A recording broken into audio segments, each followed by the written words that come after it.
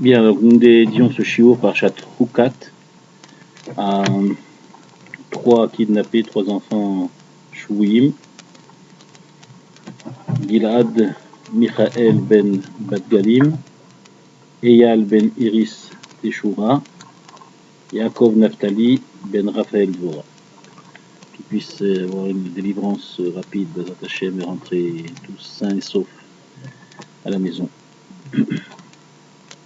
Donc, Parashat Hukat, c'est la paracha de la loi, du décret.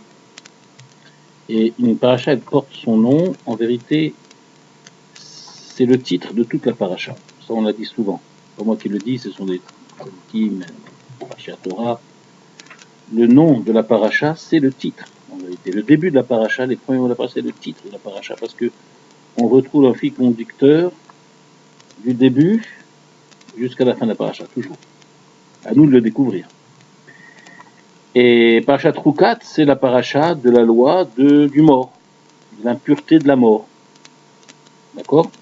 Cette impureté de la mort sur laquelle Shlomo HaMelech, quand il est arrivé à ce sujet, il a dit, je pensais, à Marty et à Hakema, je pensais que la Torah, je la connaissais bien. Vehi rechoka mimeni. En réalité, je me suis aperçu, si je ne comprends pas cette mitzvah, je ne comprends rien. Il n'a pas compris. Il a compris 612 mitzvot, la 613e, il n'a pas compris. Paradouma, il n'a pas compris. Nous allons dire une définition, si vous voulez, logique. C'est que quand on parle de la mort, c'est quelque chose qu'on ne peut pas comprendre. Un homme, il vient, il s'en va, on ne sait pas, on ne comprend pas, il y a toujours des questions qui se posent. Pourquoi celui-là, il survit, celui-là, non? D'accord? Pourquoi celui-là, il vit de cette manière? Pourquoi celui-là, il est considéré comme un mort? Tout ce qui tourne autour du sujet de la mort, c'est quelque chose qui est mystérieux. N'est-ce pas? Donc, c'est pour cela, dans ce sujet de Tumat Met, là, on a voulu que l'homme ne comprenne pas. Même l'homme qui comprend tout, qui est capable de comprendre le maximum, Shlomo HaMelech, il a compris le maximum de ce qu'un homme peut comprendre. On ne peut pas plus. Il a compris. Là, il n'a pas compris. Pourquoi? Parce que la mort reste quelque chose de mystérieux. C'est pour cela que la Chouka, la Torah, ce mot-là a été dit principalement sur la Tumat Met. Parce que c'est quelque chose en soi qui est incompréhensible. La mort. Bien. Ceci dit, je ne vais pas m'attarder sur tout le développement de Paradouma. On en a souvent parlé, on a fait des shiurim. Et c'est là-bas qu'on a fait la découverte du vaccin, d'ailleurs, comme vous savez, les shiurim précédents. Mais je vais vous amener jusqu'à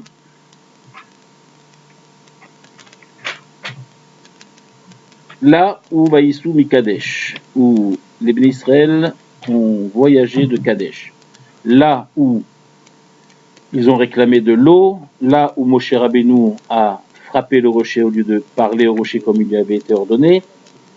Et donc ils ont, lui et ainsi que Aaron, ils ont perdu donc le srout, le mérite de rentrer en Eretz Israël. Après cet malheureux épisode de notre histoire, Israël continue à voyager. Prenez Pasuk Rav Bet, c'est Perek Chaf, Pasuk Rav Bet, Perek Chaf, Pasuk Rav Bet.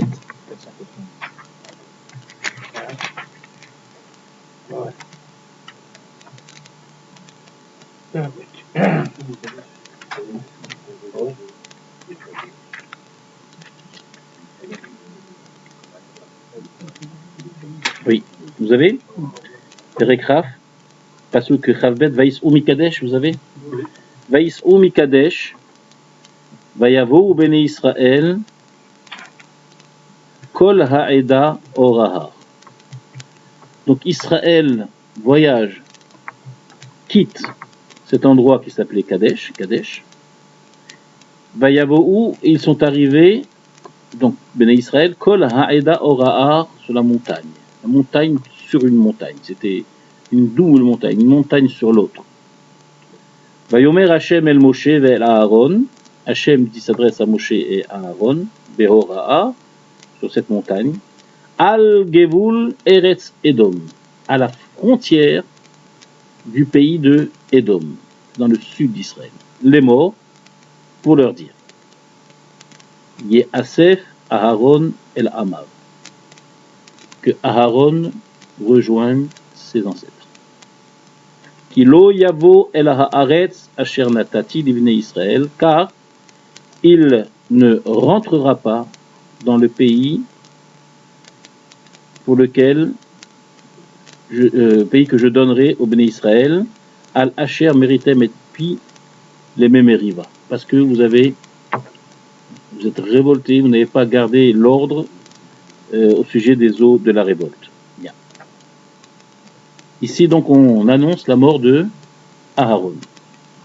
On annonce et où va se faire cette annonce? La Torah précise juste quand ils arrivent à Gevul Eretz Edom, à la frontière du pays de Edom. Là, Akadosh Baruch Hu annonce la mort d'Aaron. Vous savez, on a l'habitude, c'est connu ça dans la Torah, Mara, l'habitude de faire ce qu'on appelle le Hekesh, il y a un pasouk à côté d'un autre, c'est qu'il y a un lien. Donc si on nous dit Al Gvul Eretz Edom, Ye'asef Aaron El Amav, c'est qu'il y a un rapport entre Edom et Aaron. Quel est ce rapport? Pourquoi est-ce que juste à cet endroit-là, Akadosh Baruch Hu décide de prendre Aaron? Rashi répond à cette question et il nous dit Al Gevul Eretz Edom, vous avez Rashi, Gimel, Magid, pour nous dire Shemipne Shenitraberu Kan Liitkarev le Esav Arasha, parce que il se lie, il s'attache ici, il s'attache à s'approcher. C'est drôle ce nom, ce que Rashi nous dit. Rashi nous dit, le lachon de Rashi est très médouillac, hein, très précis. Magid Shemipne Shenitraberu Kan Liitkarev, Shenitraberu Kan Liitkarev. On aurait pu dire Shemit Karvim, il s'approche. Non, il se lie, il s'attache en s'approchant. D'accord? Si c'était simplement 3 petits tours et puis ils s'en vont, d'accord? Mais non, là c'est, il s'attache. Nitrabrou, Kan Liitkarev le Esav, de s'approcher à Esav. Aracha, Nifretsu Ma'atsehem, là, leurs actions ont explosé, et se sont brisées. Leurs actions d'Israël se sont brisées. Vechasru Atzadikazé, ce qui a entraîné la mort de ce tzaddik-là. Quand le peuple y tombe, le chef aussi il tombe. Donc c'est à cause de la proximité de Édom que Israël a senti une destruction en lui. Quand il s'est approché de Édom, Israël a senti une destruction à l'intérieur de lui. Et quand Israël se détruit à l'intérieur, le roche, la tête, elle tombe. Aaron est tombé. C'est ce que nous dit Rashi. Comme on voit, par ailleurs, avec le Navi, Amar Yehoshaphat, il dit le prophète dit à Yehoshaphat, un roi d'Israël, Bitraberecha im Achiziyahu, si tu t'associes avec Achaziyahu, Paras Hashem Ma'asera, Dieu va briser tes actions. D'accord? Donc on voit que c'est Yehoshaphat qui voulait s'associer avec Édom, et là Dieu l'a averti, si tu t'associes avec lui, sache que je te brise, toi et ton royaume. D'accord? Donc on voit la même chose. Alors, maintenant il faut comprendre qu'est-ce qui se passe entre Aaron et Édom. Ah oui, allez-y, ouvrez, c'est fermé. Essayez de coincer la porte. Je sais que les gens...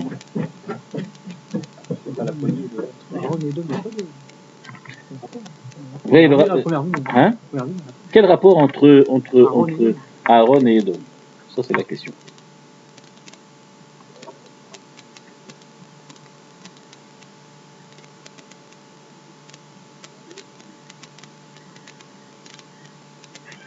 Alors ça, nous allons comprendre. On va continuer.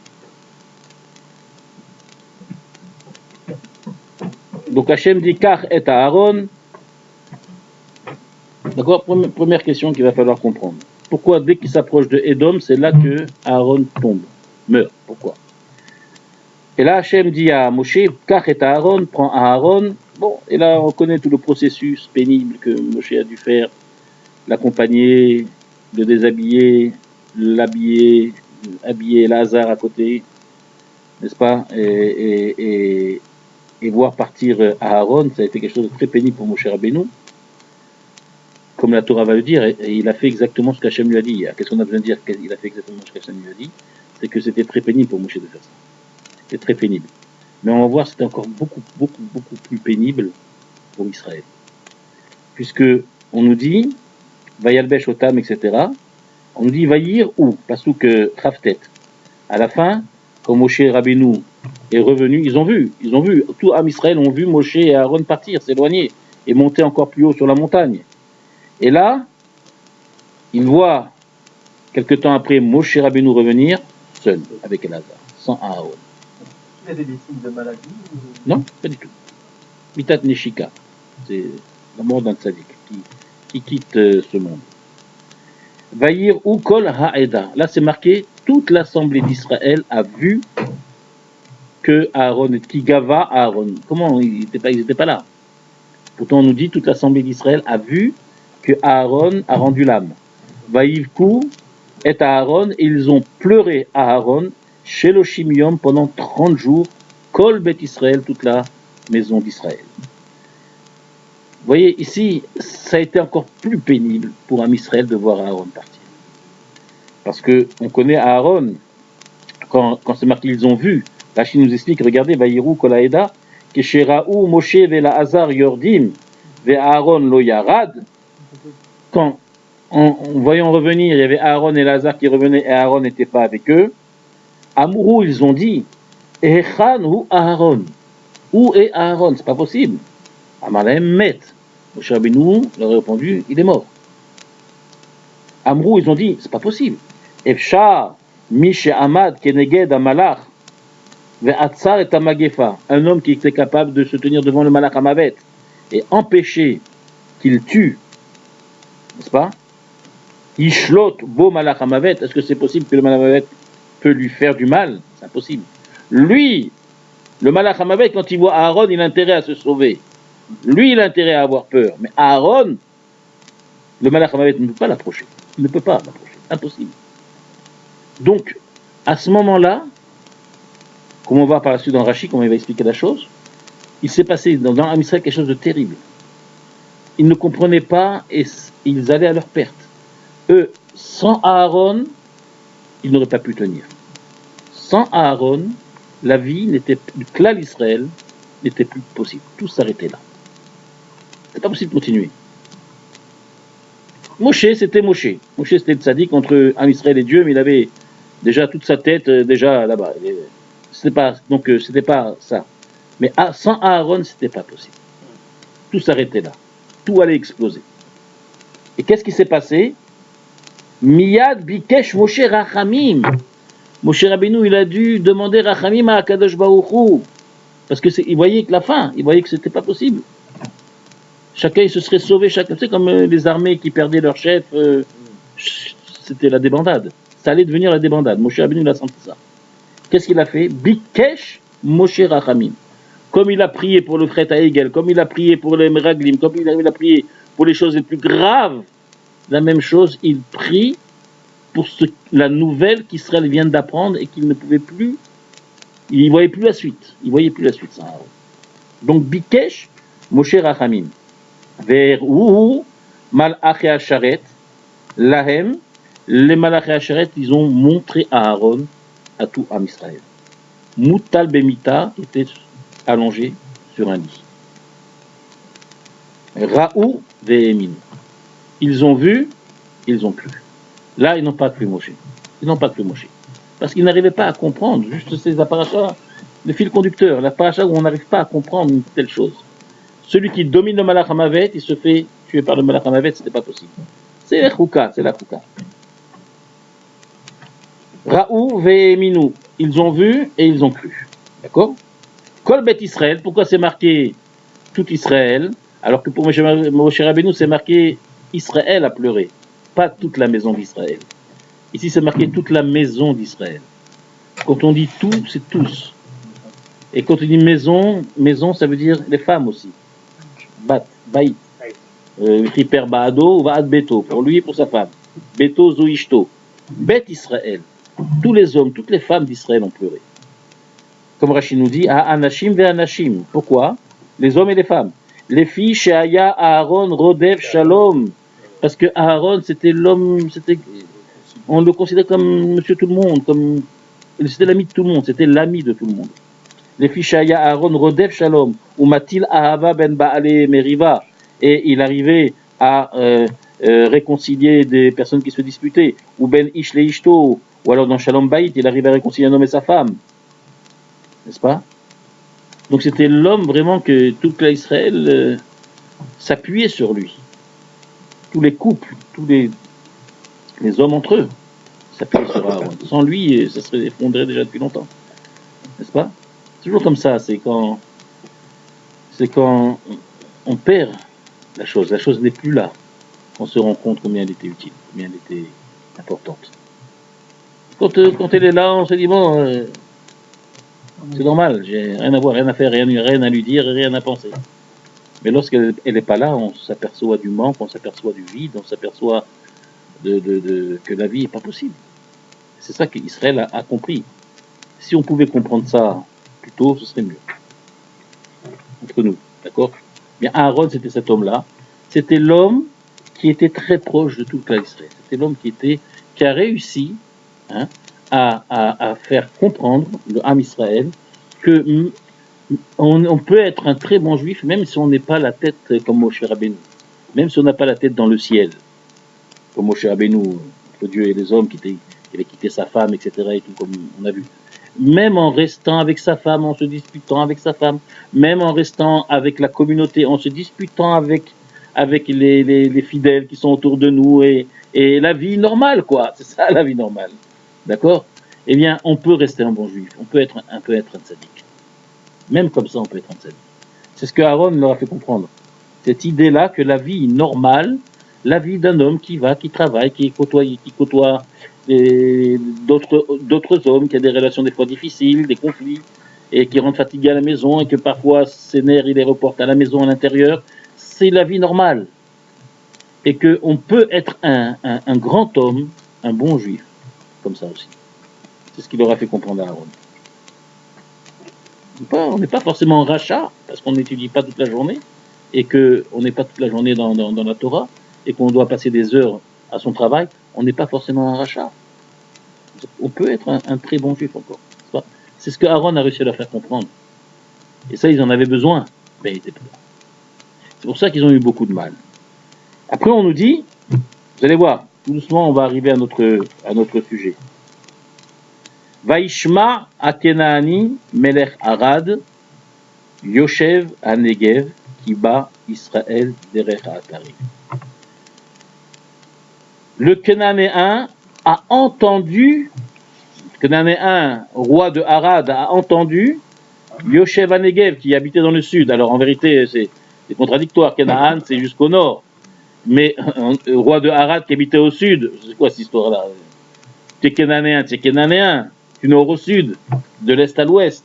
Pourquoi de Arad, roi de Arad? En réalité, il s'agit d'ici de qui?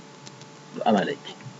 Amalek qui a voulu ruser Am Israël pour se faire passer pour des Cananéens. D'accord? Et donc, comme Rachid l'explique. Et qu'est-ce qu'il a entendu? Qu'est-ce qu'il a entendu, Amalek? Qu'est-ce qu'il a entendu? Il a entendu quoi? Que Aaron était mort. Et quand Aaron meurt, qu'est-ce qui se passe? La première chose qui se passe, la plus grave. Non, oui, vulnérable, pourquoi? Non. Il dit Anané Kavod. Anané Kavod. Ah oui, T'as triché, t'as vu Rachid. Anané Kavod. Anané Kavod. Ah, il faut le dire, si tu as vu. Anané Kavod. On a le droit de tricher ici. Voilà, on a le droit.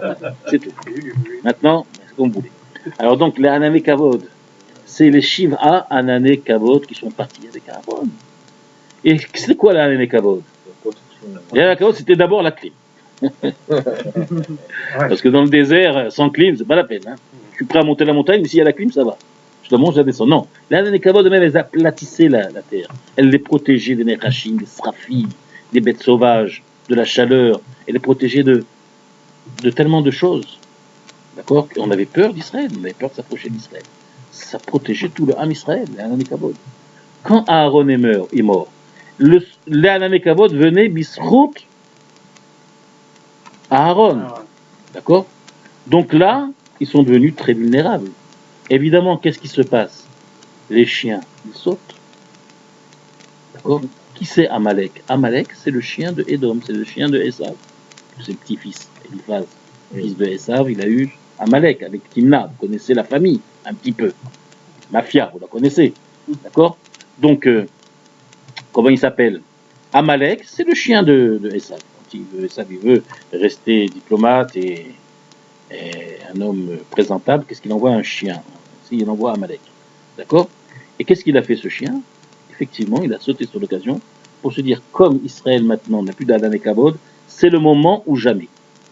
C'est le moment où il faut taper. Et c'est pourquoi, dès qu'il a entendu qu'Aaron est mort, donc il continuait à avancer sans la Ananekavod et ça leur était très pénible, il s'est dit, ben, c'est le moment. Et voilà qu'il arrive, Derech Atarim, par le chemin de Atarim, Vaïlachem Israël, il fait la guerre à Israël, Vaïshb Mimenu Shevi. Il lui a pris, lui, Amalek, il a pris à Israël un captif. Vaïshb Mimenu Shevi, il a pris un captif. Alors, Rashi nous dit, je vous amène tout de suite dans Rashi, hein, toujours. Toujours. Je vous amène dans Rashi. Non. Regardez Rashi. Rashi nous dit, Vaishma Kenaani, Hakenaani, Vaishma Hakenaani. Shama Shemet Aaron. Le Kénanéen a entendu que Aaron est mort, Venistalku Anane Kavod, et donc les 7 Anane Kavod sont partis, Kedeita be Rosh Hashanah, comme nous voyons dans Rosh Hashanah. Dav Gimel. Va Amalek me'olam retsuat mardut le Israël. On sait très bien que Amalek, c'est le fouet d'Israël. À chaque fois qu'il faut frapper, oui, ce que Rachid nous dit, ça. Des Olam. Quand vous voyez un peuple qui s'acharne, qui veut détruire, qui veut tuer Israël, c'est Amalek. N'est-ce pas? On a déjà expliqué plusieurs fois qu'aujourd'hui, c'est plus un peuple, une nation dans un endroit, une nation qui attaque. C'est plus ça.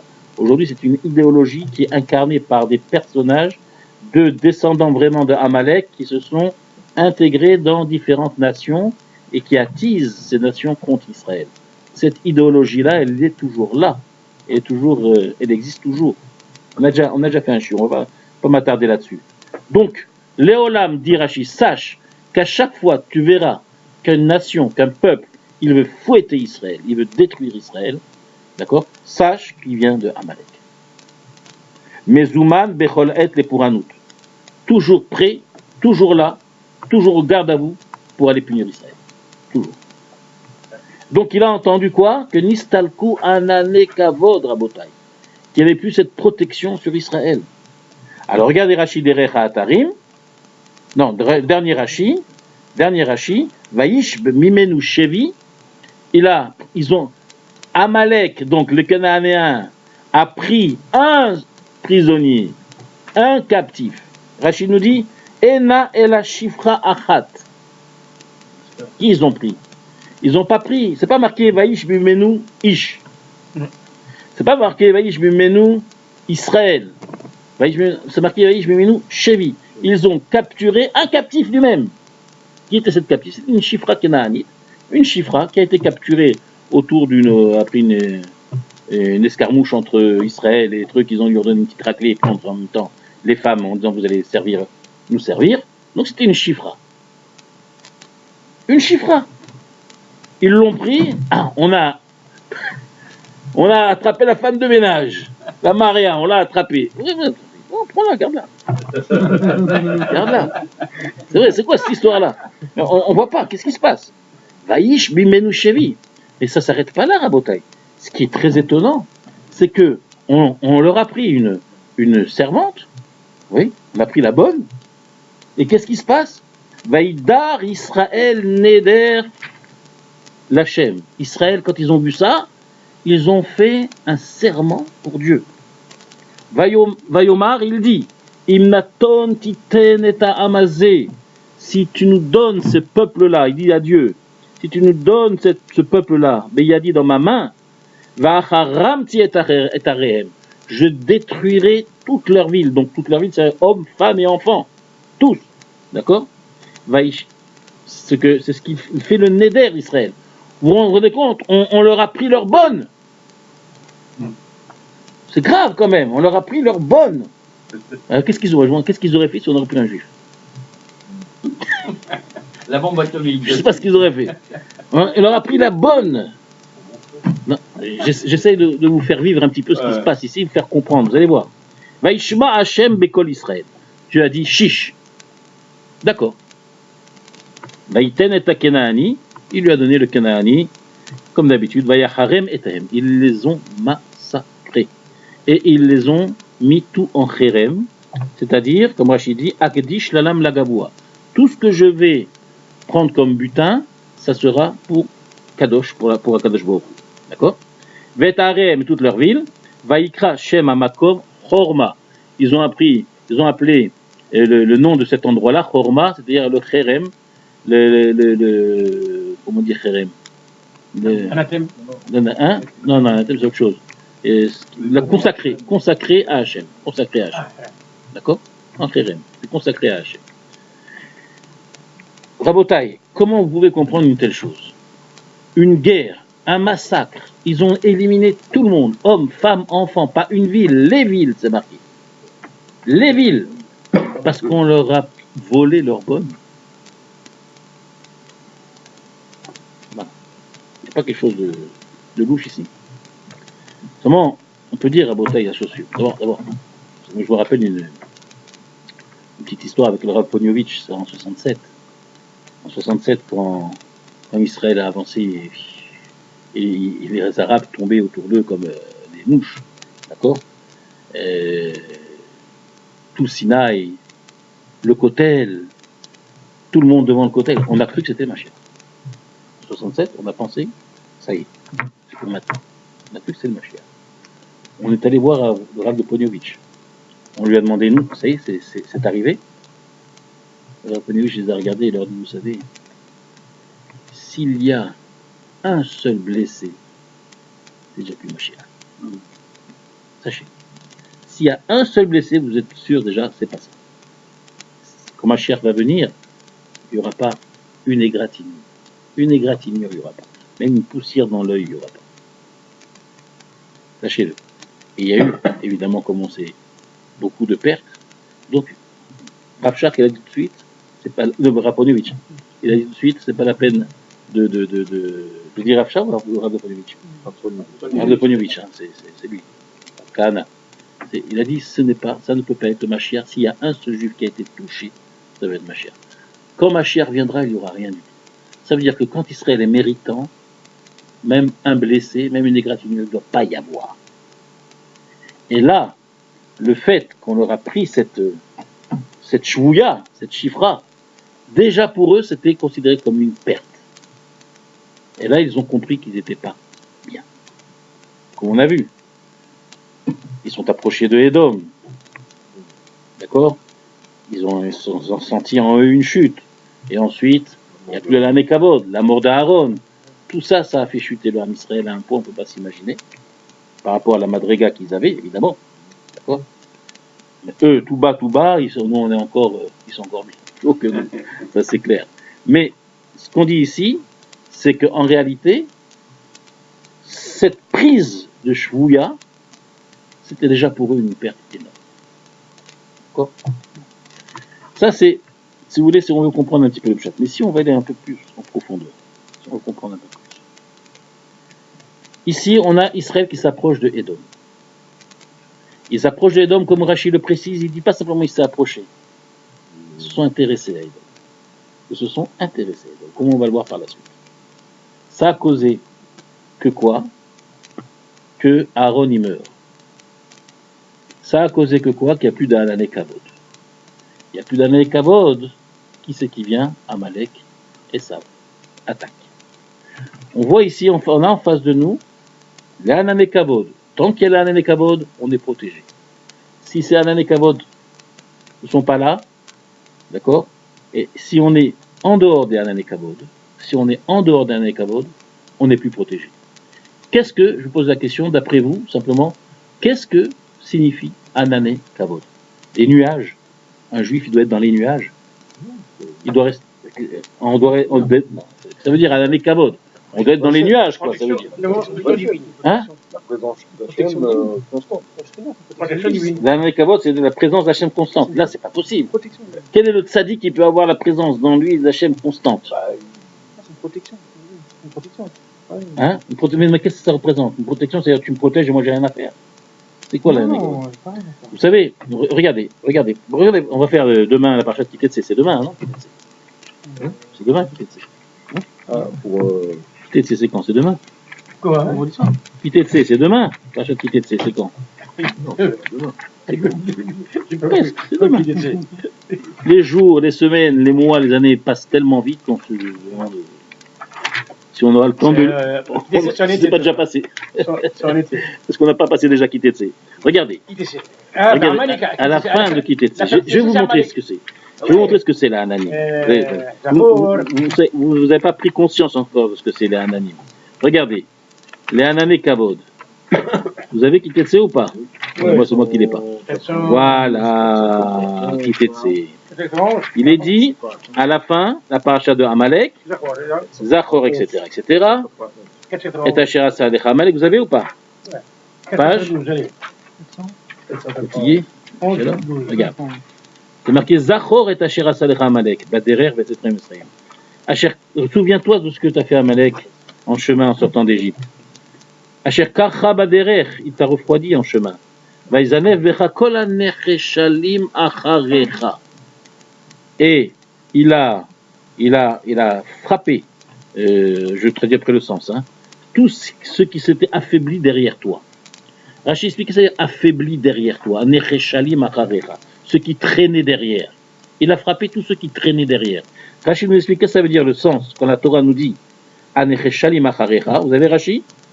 Rashi dit Chasre Kohar Mahmat Khatam, ce sont tous ceux qui étaient affaiblis par leur faute, d'accord? Shaya et Hanan Poltan, que la nuée, que le Hanan les rejetait. Ils avaient comme un mur devant, ils ne pouvaient pas rentrer. Qu'est-ce qui les empêchait de rentrer? Non, pas les Metzorat, leur faute. Celui qui avait une faute, il avait un mur devant lui, il n'arrivait pas. C'est transparent, il voyait ce qu'il y avait derrière, il voyait s'il arrivait à suivre, il voyait tout le monde, mais il ne rentrait pas. Qu'est-ce qui se passe? Ce qui ne rentrait pas, c'est quoi? Parce qu'à cause de leur faute. Le Hanan Rabotai, ceux-là, ils ont été touchés par Amalek. Le Hanan Rabotai, le Hanan, ça représente en deux mots le système T. J'ai déjà parlé une fois du système T. Non?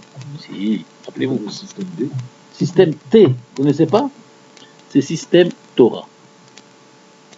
Le système, c'est le cadre que la Torah, la vie, dans quel cadre la Torah nous demande d'évoluer, de vivre. Dans quel cadre? D'accord? Ce système qu'elle nous propose s'appelle Anané Kavod. Pourquoi? Parce que ce système de vie ne peut apporter que du Kavod. Tout autre système amène l'homme dans des choses qui sont pas très honorables pour lui. Les Anané Kavod. Pour un juif, avoir la tête dans les nuages, ça veut dire ne pas voir toute la mouvance, toute la masse de Esav qui l'entoure autour de lui. Être dans les Anané Kavod, c'est-à-dire être dans le système de la Torah. C'est bien Rabotai. Je connais beaucoup de juifs, et malheureusement, presque énormément. Ils ont leur système de Torah. C'est très proche, ça ressemble beaucoup à la Torah.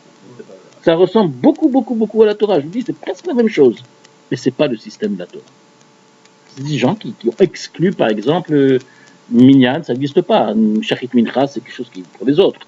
Moi, je travaille, je suis fatigué. D'accord? Par contre, oui, Shabbat, oui. Ceci, oui. Cela, non. Ils font leur carte, à la carte. Ils font judaïsme à la carte. Hein, on devrait faire un cours comme ça, un petit débat. Ce qu'on appelle le judaïsme à la carte. Judaïsme à la carte. c'est leur système à eux qui ressemble à celui du système de la Torah. Ceux-là, Rabotai, ils ne sont pas sous les Hananim. Ils ne sont pas dans les Hanané Kavod. Les Hanané Kavod, c'est celui qui est Shulchan Aruch à la lettre. Il ne sait pas. Mais quand il apprend, il fait. Ça s'appelle être dans le système. On ne peut pas vivre en dehors du système de la Torah. On ne peut pas rester en bon juge. C'est pas possible. Dès que on sort du système de la Torah, c'est Esav qui rapplique. Clair, c'est Esav qui rapplique. Ou lui, ou son chien. Mais il rapplique. On est dans le système, on est protégé de lui. Au contraire, on lui coupe la tête. On lui coupe la tête à Esav. Vous savez, lorsque vous connaissez l'histoire de Rav Acha bar Yaakov, je vais expliquer ça. On va dans Kiddushin la tête. Elle raconte l'histoire de Rav Acha bar Yaakov. Rav Acha bar Yaakov. Et il dit que lorsque Yaakov s'est prosterné à Esav, vous savez, lorsqu'Esav a rencontré son frère Esav, ils se sont rencontrés, c'est marqué Vaishtachave Arza Sheva Pe'amim. Il s'est prosterné à terre 7 fois. 7 fois il s'est prosterné, Sheva Pe'amim. D'accord? Et on dit, comment c'est possible que. Lui, il explique Rav Acha bar Yaakov. Comment c'est possible? Pardon, c'est le Megala Mukot qui explique ça. Je reprends. La Gemara, dans Kiddushin, dit la chose suivante. Rav Acha bar Yaakov, une fois, devait arriver dans une ville. D'accord? J'ai oublié le nom de la ville. Il devait arriver dans une ville. Là-bas, le Rav de la ville a dit personne ne l'invite. On le laisse dehors. Dans les rues, dans la rue. Pourquoi? Parce que dans cette ville, il y avait un mazik d'une méchanceté exceptionnelle. C'est-à-dire, vous savez que les mazikim, il y a des lois. Ils ne peuvent pas attaquer le jour, ils ne peuvent attaquer que la nuit, ils ne peuvent pas attaquer 2 juifs, ils peuvent attaquer qu'un seul, 2 ils peuvent leur faire peur, 3 c'est eux qui se cachent, il y a des lois. Il y a des lois, les mazikim ne font pas ce qu'ils veulent. D'accord? Donc, là-bas, il y avait un mazik, il attaquait de jour comme de nuit, ou même devant un groupe de juifs, il n'avait pas peur de rentrer dedans et les attaquer. Un mazik, un démon. Un mazik, la Gemara raconte ça. Et personne pour se leur débarrasser de ce mazik. Une personne on connaissait qui était capable, Rav Acha bar Yaakov. Alors, le Rav a dit, attention, il vient, personne ne l'invite. Comme ça, il reste dehors, il va être bien obligé de lui donner son compte, de régler son compte. C'est ce qu'ils ont fait, personne ne l'a invité. D'accord?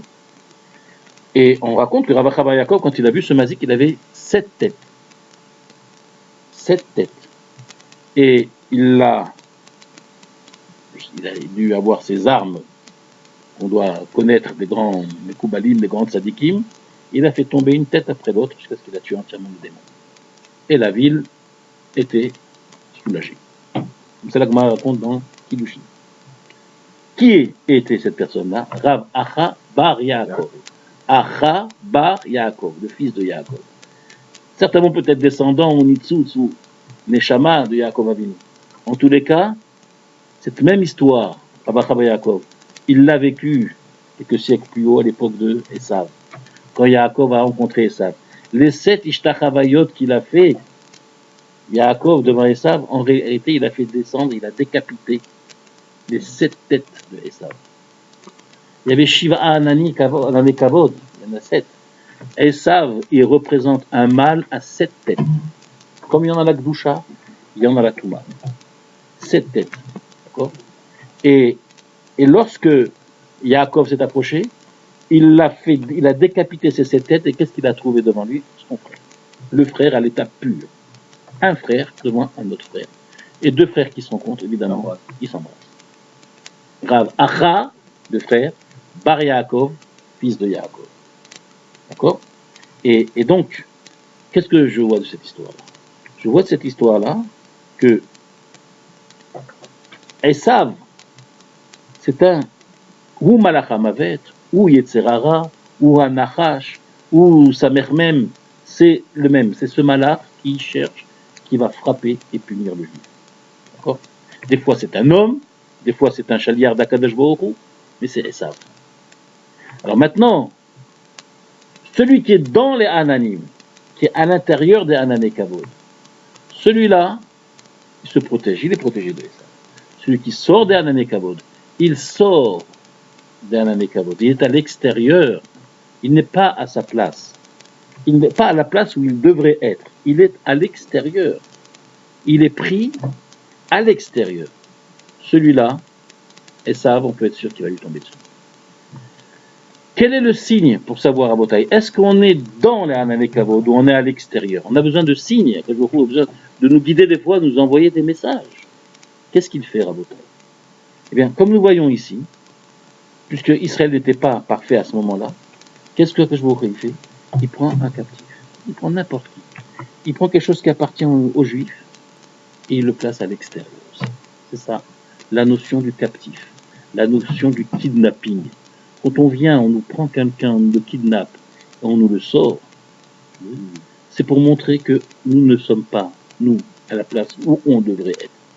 C'est un signe que beaucoup nous envoie. C'est un avertissement, c'est une alerte, en disant, regardez, qu'est-ce qui s'est passé à Israël quand ils étaient en dehors du Anané Kavod? Ils n'étaient plus protégés par le Anané Kavod. Qu'est-ce qui s'est passé? Vaïsh Mimenu Shevi. On lui a pris quelqu'un. On l'a pris de chez Israël, on l'a déplacé ailleurs. Sachez que dans les générations à venir, si vous voulez savoir est-ce que vous êtes dans le système, vous êtes en dehors du système, eh bien, regardez. Si vous êtes à votre place, tout dans votre mélar, dans votre ghetto, vous êtes dans votre communauté, bien intégré à l'intérieur, vous êtes sûr que vous n'arrivez à rien. C'est le jour où vous sortez de ce Hanan, de votre communauté, c'est ce jour-là que vous sortez, ça veut dire avec l'intention de s'attacher ailleurs, c'est ce jour-là où on risque de voir des choses qui nous appartiennent à nous être pris et être placés à l'extérieur. C'est Mida Keneged Mida, c'est ce qui se passe ici. On n'est pas dans les Anané Kavod, il y a un kidnapping. Et c'est ça, je pense, aujourd'hui, le message qu'on peut dire sur nos 3 enfants qui ont été pris et qui vont bientôt rentrer. Ce message, il est où? C'est que c'est un signe que beaucoup nous envoie, avec Gilad Shalit, avec les 3 maintenant. Un signe qui nous envoie, nous ne sommes pas dans les Anané Kavod. Nous ne nous intégrons pas dans notre système qui doit être uniquement celui de la Torah. Sinon, voilà ce qui arrive. C'est ça le sens ici. Pourquoi au moment où les Anané Kavod ne sont pas là, on prend un captif et on kidnappe quelqu'un, on le prend, on le met à l'extérieur. Vous voyez? Et c'est ça que le Passouk nous dit par la suite. Vaïs ou Mehorahar. Ils s'en vont de Horahar. Ils quittent cet endroit-là. Ça y est. Aaron n'est plus là. Derech Yamsouv. Lisbov. Regardez ce que la Torah nous dit. Je reprends dans Chokat. Lisbov et Eretz Edom. Pour contourner le pays de Edom. D'accord? Donc ils quittent, voilà, maintenant ils quittent. Ils ont fait la guerre, ils ont massacré là-bas. Ils ont fait la guerre, ils ont massacré. Donc d'abord, on voit, si je peux dire, hein, on va peut-être écouter ce que je dis, un peu partout, mais je veux dire toute la vérité, rien que la vérité. La Torah nous dit comment nous devons nous comporter lorsqu'on nous kidnappe, lorsque nos voisins, lorsque nos ennemis utilisent ces procédés-là du kidnapping, du vol, de la capture. Qu'est-ce qu'on doit faire? On doit réagir avec une violence, on dirait, comment on dit, disproportionnée. Comme ça ils disent, non? Oui. Israël réagit de façon disproportionnée. Comme ça ils nous disent. Bah oui. Ça, regardez, on a volé une bonne, regardez ce qu'on a fait. On nous a volé une bonne, regardez ce qu'on a fait. Eh bien écoutez, Rabotai, la Torah, c'est pas un message, c'est pas un livre d'histoire. C'est pas un livre d'histoire pour nous dire qu'est-ce qui s'est passé il y a quelques siècles. C'est une Hora'a. C'est un enseignement, la Dorot. Torah, c'est Hora'a. C'est comme ça qu'on doit se conduire, Rabotai. La démocratie, c'est quelque chose de essentiel pour nous. Le respect du pays voisin, le respect du citoyen qui vit à côté de toi, du voisin, le respect, la démocratie, le respect de la personne. D'accord? On est entièrement, nous, à Israël, le seul pays de démocratie. Mais l'erreur que nous faisons, c'est que quand on est en danger, qu'on veut nous détruire, on continue à être de bons démocrates. Mais c'est pas vrai, c'est une erreur. C'est une erreur. Ça, parce qu'on regarde qui? On regarde Édom. On regarde Édom. Et on va se dire, mais qu'est-ce qu'il va penser de nous? Quand on tient, c'est ça, l'isbov et, hein, vaïsou meora'ar derech yamsou l'isbov et eretz Édom. Pourquoi sont ils contourner le pays de Édom? Ils sont arrivés devant Édom, d'accord? Ils ont voulu passer, ils ont demandé à Édom, laisse-nous passer, on touche à rien, ce qu'on prend on le paye, etc. Ils ont dit, vous dégagez, vous rentrez pas chez moi, d'accord? Qu'est-ce qu'ils ont fait là? Ils ont contourné, ils n'ont pas fait la guerre. Là où ils ont pris une baffe, vraiment, c'est pas une bonne là, on fait honte à tout le Ham Israël, il y a un danger, il y a des enfants, il n'y a pas de Hanan et Kavod, ils ont besoin d'une ville, ils ont besoin d'un repos, ils ont besoin de passer dans un endroit où on peut vivre, parce qu'il n'y a plus d'Hanan et Kavod. Ils demandent à Édom, laisse-nous passer, on traverse, et ce sera que bien pour toi. Financièrement, on passe, nous, ce sera que bien pour toi. Alors donc, Édom a refusé, Édom a rejeté Israël comme... et Israël contourne. Tourne. Vous savez, moi je dis, on tourne autour de quelque chose, c'est qui nous intéresse. Isbov et Eretz Édom. Quand on tourne autour de quelque chose, c'est pas 3 petits tours et puis son vent. C'est 3 petits tours et puis c'est bon. C'est ça. Ah, quand c'est 3 petits tours et puis c'est bon, c'est mauvais. C'est mauvais. Et la Torah nous dit ça. La Torah nous dit que l'Isbov et Eretz Édom.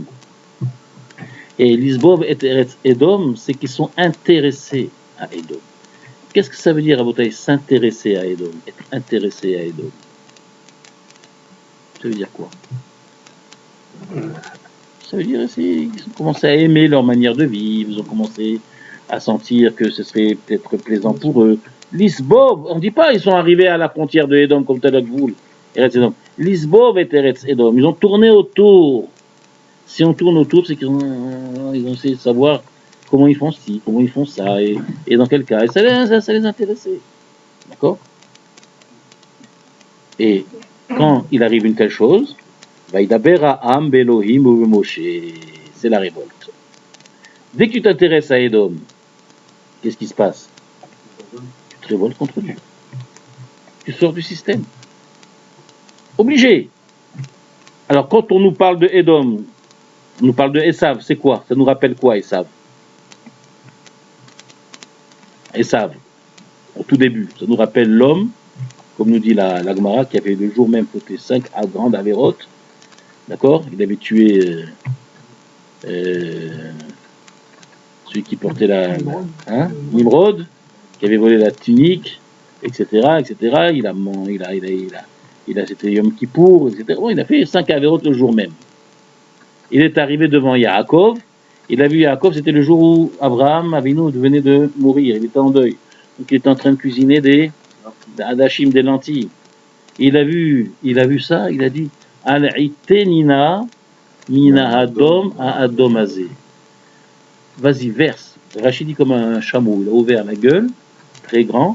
Il a dit vas-y, verse, vise bien. Hein, et tu fais tout couler chez moi. D'accord?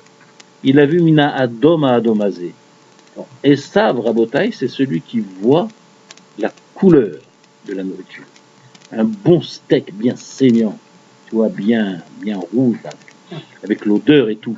Ça, c'est Édom. C'est ça, quand on nous dit qu'il a vu ce rouge-là, c'est-à-dire qu'il a été attiré par la nourriture, la couleur. Et on sait qu'Israël était dans le désert, il mangeait quoi? La manne. Et c'était des capsules. D'accord? Qu'est-ce qu'on mange des capsules?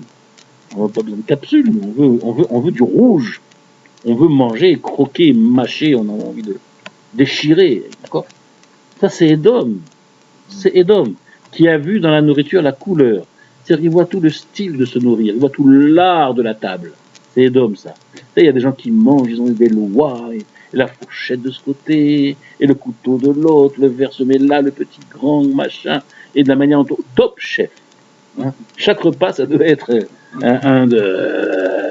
le top du top. Parce qu'on va manger. On va manger. On décompte comme c'est important. C'est ça, Édom. Édom, c'est... On vit pour travailler. Pourquoi tu travailles? Je travaille pour gagner de l'argent. Pourquoi tu as besoin de gagner de l'argent? Parce que j'ai besoin de me nourrir. Pourquoi tu as besoin de te nourrir? Parce que j'ai besoin de force. Pourquoi tu as besoin de force? Parce que je veux travailler. Pourquoi tu as besoin de travailler? J'ai besoin d'argent. On va pas passer la nuit ici. On va pas passer la nuit. Hein. Bon. Mais c'est ça Edom. C'est ça l'Isbov et Eretz Edom. Tourner autour de Edom, c'est ça. C'est de voir cette vie-là qui est, ouais, on va travailler, on va gagner de l'argent, on va s'éclater, on va... C'est ça Edom. D'accord? Et ça, Israël a tourné autour de ça. Qu'est-ce qui se passe tout de suite? On veut manger, on veut boire, on veut voir la nourriture. Et c'est ça qu'ils ont vu. On veut voir la nourriture. Comme Esav qui a vu Adom à Adomazé, ils ont voulu voir leur nourriture. Regarde ce que la Torah nous dit. Donc ils se sont révoltés contre Elohim ou Moshe. Lama Eli Tounu Mimitzraïm, pourquoi tu nous as fait monter d'Égypte? Lamout Bamidbar, pour mourir dans le désert. Qui en lechem. Quand on tourne autour de Edom, on pense à quoi? La bouffe. Alérité, Mina Adom, Adomazé, c'est ça qu'on pense. On tourne autour de Esav. C'est à ça qu'on pense. En lechem, ve en maïm. Alors qu'ils avaient l'eau. Non, juste comme ça. On en a marre de ce pain qu'on nous donne là tous les jours. C'est capsules. On veut plus de capsules. On veut voir la nourriture, on veut la déchirer, on veut la croquer, on veut voir la couleur. Comme Rachid nous dit, qu'il mangeait, ça sortait pas. C'était un ochel entièrement spirituel. Ça nourrissait le corps et la neshama en même temps. Donc il n'y avait pas de déchets. Ça nourrit la neshama, il n'y a pas de déchets. Vous voyez comment se passent les choses? C'est ça. Quand on tourne autour de Edom, tout de suite, on se sent mal et on a besoin du confort et toujours plus et encore plus de confort. Pourquoi? Parce qu'on est en train de l'Isbov et Eretz Edom. Lamoud Bamidbar, en Lechem, en Mayim, Nashnu Katsaba Lechem El Koekal. Qu'est-ce qui s'est passé? Vaishalach Hashem Ba'am et Anechashim Aserafim. Akadosh Baruch Hu, il a envoyé les Nechashim Aserafim. Il a fait Liboun, le feu, des serpents un venin qui brûlait. D'accord? Il fait le Liboun. C'est la cachérisation. Il a cachérisé le peuple. Quand le peuple a vu ça, quand il s'est entouré de Edom, quand le peuple a vu ça, c'est marqué, regardez ce que nous dit Rachid, et je vais terminer avec ça. Rachid nous dit, Lisbov et Teretz et Edom,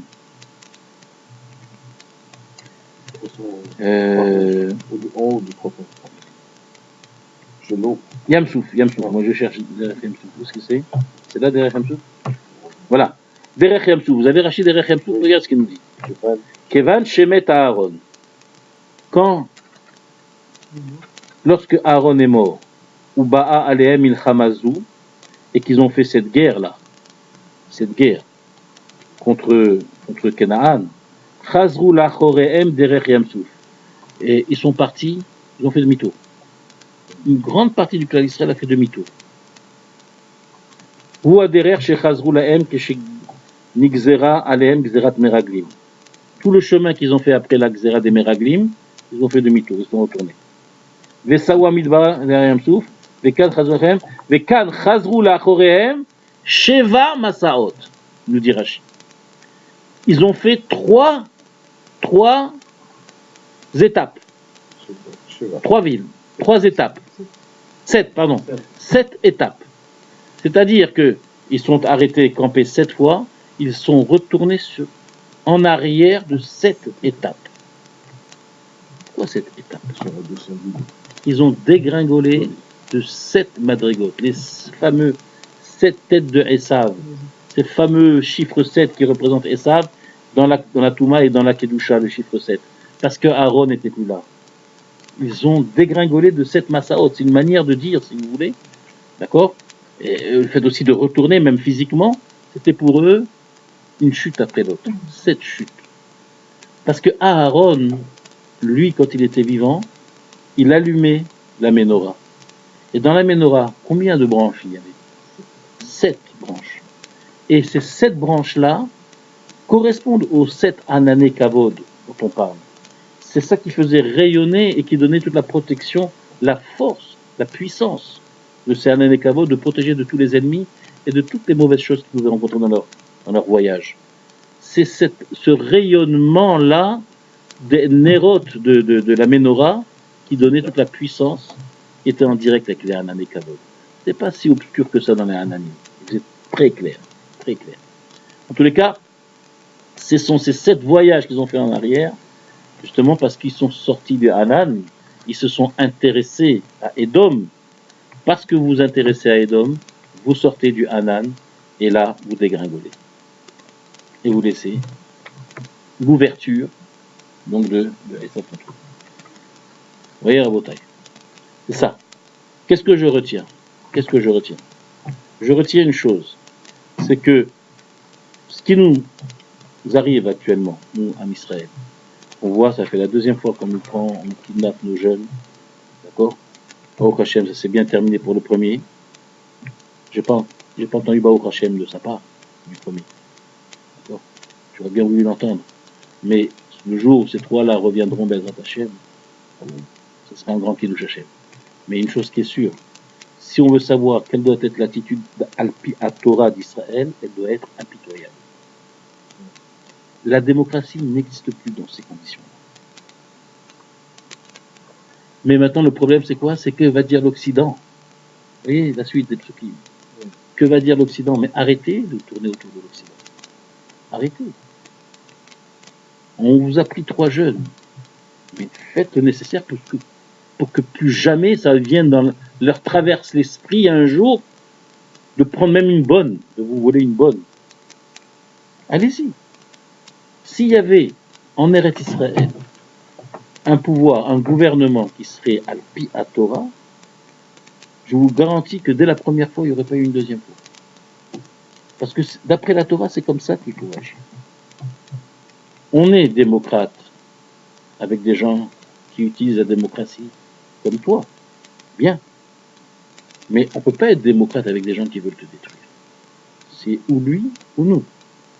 Et la Torah nous dit d'arrêter de tourner autour de ça et de faire le nécessaire. Il est là, tout notre problème, il est là. Voilà.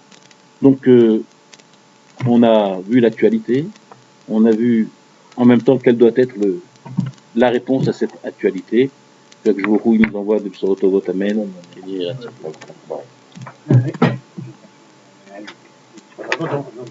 D'accord.